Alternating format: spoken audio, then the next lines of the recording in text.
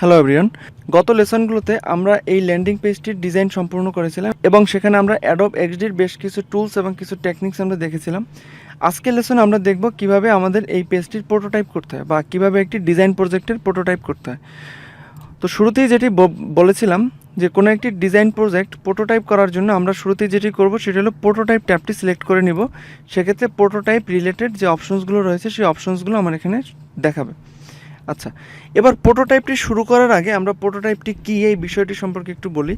Prototype বিষয়টি হলো আপনি যখন কোনো একটি ডিজাইন প্রজেক্টের প্রোটোটাইপ করবেন, তার মানে হলো এই ডিজাইন প্রজেক্টটি ডেভেলপ হওয়ার আগেই আপনি একজন গ্রাহক এই প্রজেক্টটি বা এই ডিজাইনটি কিভাবে ব্যবহার করবে বা এই অ্যাপটি বা ওয়েবসাইটটি কিভাবে ব্যবহার করবে সেই সম্পর্কে আপনি একটি রিয়েল লাইফ এক্সপিরিয়েন্স পাবেন। যেমন ধরুন এখান থেকে আমি যখন ডেস্কটপ প্রিভিউতে ক্লিক করলাম তখন কিন্তু আমি এটিকে স্ক্রল মোডে আমি দেখতে পাচ্ছি। তার মানে হলো গিয়ে একজন গ্রাহক এই পেজটি স্ক্রল করে যখন দেখবে তখন এই পেজটি দেখতে কীরকম, অথবা এইখানে কোনো কিছু চেঞ্জ করার দরকার আছে কিনা, তো এই সব বিষয়গুলো কিন্তু আপনি এই প্রোটোটাইপ করে কিন্তু বের করে ফেলতে পারবেন যে একজন গ্রাহক যখন ইউজ করবে তখন এটি তার কী ধরনের ফিডব্যাক থাকতে পারে। আরেকটি বিষয় হলো গিয়ে একটি প্রোটোটাইপ করার মানে হলো আমি কোনো একটি অবজেক্ট বা কোনো একটি এলিমেন্টকে ক্লিকেবল করব।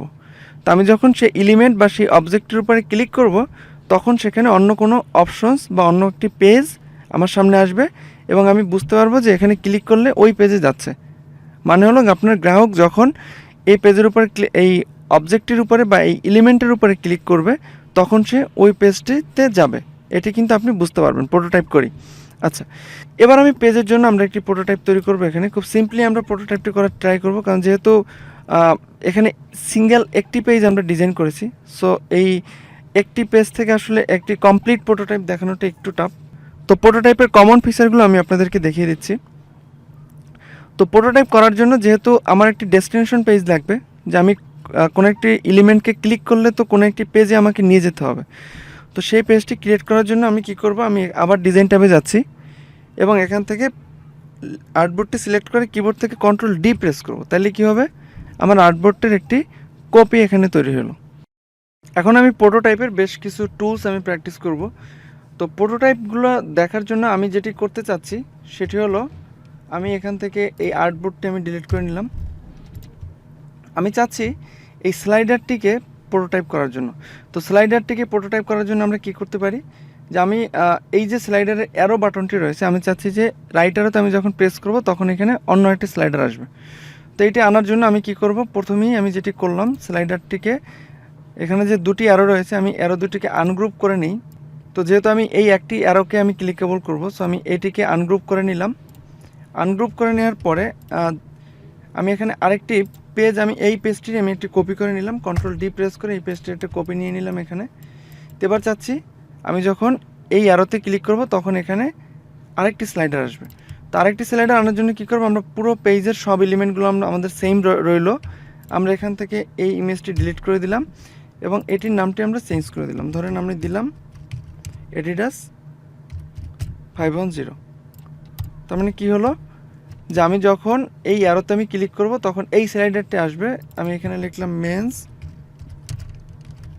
শু। আমি স্লাইডারের কন্টেন্টটিও চেঞ্জ করলাম। তো ক্লিকেবল করার জন্য আমি প্রথমেই এই অ্যারোটি সিলেক্ট করে নিলাম। অ্যারোটি সিলেক্ট করার পরে এরপর এই যে এখানে দেখুন একটি অ্যারো শো করতেছে, এই অ্যারোটি আমি ড্র্যাগ করে এই আর্টবোর্ডের উপরে নিয়ে নিলাম। তখন কি হলো, এই অ্যারোটি আমাদের ক্লিকেবল হয়ে গেল এবং এটি ডেস্টিনেশন আর্টবোর্ড হিসাবে, দেখুন এখানে ডেস্টিনেশন আর্টবোর্ড হিসাবে ল্যান্ডিং পেজ 1টি সিলেক্ট হয়ে গেল। এই আর্টবোর্ডটির নাম কিন্তু ল্যান্ডিং পেজ 1। তার মানে আমরা কিন্তু এটিকে ক্লিকেবল করে ফেলেছি এবং সফটওয়্যারকে আমরা বলে দিয়েছি যে আমি যখন এখানে ক্লিক করব তখন তুমি আমাকে এই পেজটি দেখাও। সে কিন্তু আমাকে এটিকে ক্লিকেবল করে এই পেজটি এবার আমাকে দেখাবে। এখন এইটি সিলেক্ট থাকা অবস্থায় আপনি দেখুন এখানে বেশ কিছু আমি অপশনস পাচ্ছি। তো তার ভিতরে দুটি সবথেকে কমন অপশনস, একটি হলো ডেস্টিনেশন, যেটি আপনাকে বুঝতে হবে যে আপনি এলিমেন্টটি যখন ক্লিকেবল করতেছেন তখন সেটা ডেস্টিনেশনটি কোন পেজটি হবে। তো এই ডেস্টিনেশনটা আপনি এখান থেকে সিলেক্ট করে দিতে পারেন। এই ডেস্টিনেশন ফিচারটি ব্যবহার করার সবথেকে ভালো পারপাস হলো যে আপনার যখন একটি পেজ কি বারবার ডেস্টিনেশন হিসেবে সেট করতে হবে। যেমন ধরুন এই পেজের কন্ট্যাক্ট আস নামে একটি বাটন আছে, বা কন্ট্যাক্টাস নামে একটি মেনু আছে, যে মেনুতে ক্লিক করলে কন্ট্যাক্টাস পেজে যাবে। এরকম 20টি পেজের কন্ট্যাক্টাস মেনুতে ক্লিক করলে একটি কন্ট্যাক্টাস পেজে যাবে। তো বারবার আপনি এই পেজগুলো এভাবে ম্যানুয়ালি সিলেক্ট না করে আপনি যেটি করতে পারেন, আপনি সিম্পলি ওই মেনুটির উপর আপনি ক্লিক করবেন, দেন এখান থেকে ডেস্টিনেশন হিসেবে সিলেক্ট করে দেবেন, তাহলে কিন্তু ওই মেনুটি কন্ট্যাক্টাস পেজের জন্য ক্লিকেবল হয়ে গেল। আচ্ছা, এবার দেখুন আমি এখান থেকে এটি সিলেক্ট করা অবস্থায় এখান থেকে ডেস্টিনেশনটি বুঝলাম। এবার অ্যানিমেশন, এটা যখন এই স্লাইডারটি আসবে তখন অ্যানিমেশনটি কী হবে। তো অ্যানিমেশনটা আমি এখান থেকে দিলাম স্লাইড রাইট। তাহলে কি হলো, আমি একটি প্রিভিউটা দেখি। আমি যখন এখানে ক্লিক করব, এটি স্লাইড রাইট, সরি এটি আমি রং একটা অ্যানিমেশন দিয়েছি, আমি এটিকে দিব স্লাইড লেফট। দেখুন এই যে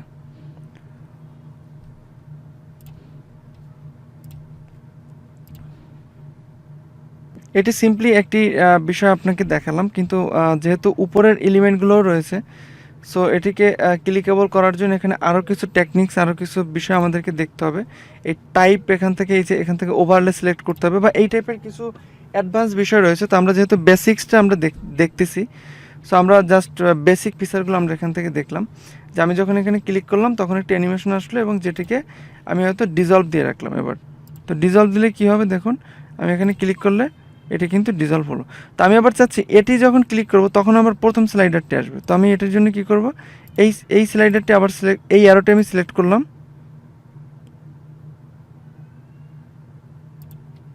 এবং এটিকে ডেস্টিনেশন ইউআরএল দিলাম আবার প্রথম পেজটি, ল্যান্ডিং পেজ। এবার কিন্তু ল্যান্ডিং পেজ ডেস্টিনেশন ইউআরএল। তখন জিনিসটা কি হলো, আমি যখন এখানে ক্লিক করলাম এই স্লাইডারটি আসলো, এবং এখানে যখন ক্লিক করলাম এই স্লাইডারটা আসলো, আবার এখানে ক্লিক করলে এই স্লাইডারটি আসলো। এভাবে করে আমরা কিন্তু একটি স্লাইডারের প্রোটোটাইপ করতে পারি। এবার ধরুন স্ক্রলের প্রোটোটাইপ আমরা করব, কিভাবে করব। তো আপনি চাচ্ছেন আপনি যখন এটি পেজটি স্ক্রল করবেন তখন এবার কি হয় দেখুন, আমি যখন এটিকে ডেস্কটপ প্রিভিউ থেকে দেখতেছি তখন কিন্তু পুরো পেজটিই কিন্তু স্ক্রল করতেছে। তো আমরা নর্মালি কি দেখি যে মেনুটি কিন্তু এখানে ফিক্স থাকে, বাকি অপশনস পার্টটুকু কিন্তু এখানে স্ক্রল করে। তো আমরা এখান থেকে কি করতে পারি, আমরা মেনুটিকে ফিক্স করব। তো ফিক্স করার জন্য কি করব, উপরের পুরো মেনুটিকে আমরা সিলেক্ট করব, সিলেক্ট করে আমরা এটাকে গ্রুপ করে দিলাম, কিবোর্ড থেকে কন্ট্রোল জি প্রেস করে গ্রুপ করে দিলাম। দেন গ্রুপ করার পরে দেখুন আমরা যখন ডিজাইনে যখন থাকতেছি তখন এখানে আমরা দেখতে পাচ্ছি ফিক্স পজিশন হোয়েন স্ক্রলিং, যে এই অবজেক্টটিকে আমরা বলবো এই অবজেক্টটিকে আমি ফিক্স করে দিলাম, যখন স্ক্রল করবে তখন এই অবজেক্টটি ফিক্স থাকবে। তো এবার দেখুন কি হলো, এবার কিন্তু মেনুটির নিচের লেয়ারে চলে গিয়েছে। তো আমি আবার কি করলাম, পুরো মেনুটি সিলেক্ট করে এটিকে অ্যারেঞ্জ থেকে ব্রিং টু ফ্রন্ট একটু উপরের লেয়ারে নিয়ে আসলাম। এবার দেখুন এবার কিন্তু আমার মেনুটি ফিক্স থাকতেছে, এবং বাকি পেজের যে অন্য যে এলিমেন্টগুলো রয়েছে সেই এলিমেন্টগুলো কিন্তু স্ক্রল করতেছে। তাহলে কি হলো, আজকের লেসনে আমরা দুটি বিষয় আমরা দেখেছি, কিভাবে অ্যাডোব এক্সডির বেসিক ফিচারগুলো ব্যবহার করে আপনি একটি প্রোটোটাইপ করতে পারবেন, এবং কিভাবে স্ক্রল পজিশন আপনি ফিক্স করতে পারবেন, এই বিষয়গুলো আমরা দেখেছি। এরপরেও প্রোটোটাইপের কিছু অ্যাডভান্স বিষয়সমূহ এখানে রয়েছে, যেগুলো আমরা পরবর্তীতে আমাদের যখন লং কোর্স আসবে, বা আমি যখন আরও লেসন যখন এই প্রোটোটাইপের উপরে যখন তৈরি করব, তখন আমি হয়তো এই বিষয়গুলো দেখাবার চেষ্টা করব, যে এখানে যেমন টাইপের ভিতরে আরও বেশ কিছু বিষয় রয়েছে, তারপরে ট্রিগারের ভিতরে কিছু বিষয় রয়েছে, অ্যানিমেশনসের ভিতরে এখানে আরও কিছু অ্যানিমেশনস রয়েছে। আমরা যখন আমাদের লং কোর্স নিয়ে আসব তখন আমি এই বিষয়গুলো ওখানে দেখাবার চেষ্টা করব। ধন্যবাদ সবাইকে।